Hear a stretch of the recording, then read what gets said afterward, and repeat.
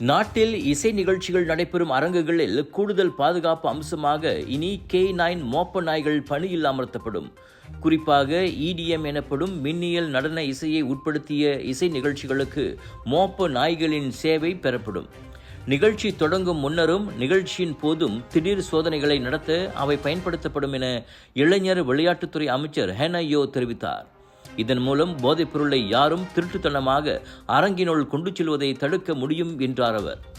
இளையோர் மத்தியில் போதைப் பொருள் பயன்பாட்டை முறியடிக்கும் முயற்சியில் இசை நிகழ்ச்சிகளுக்கு அமைச்சு விதித்துள்ள 5 புதிய நிபந்தனைகளில் இதுவும் ஒன்றாகும்.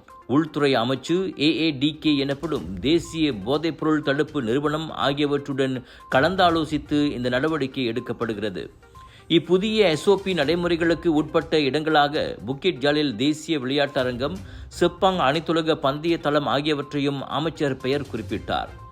அவ்விரு அரங்கங்களும் இசை நிகழ்ச்சி அட்டவணைகளை ஒவ்வொரு மாதமும் போலீஸ், சுகாதார அமைச்சு மற்றும் AADKUடன் பகிர்ந்து கொள்ளும் என ஹைனாயோ சொன்னார்.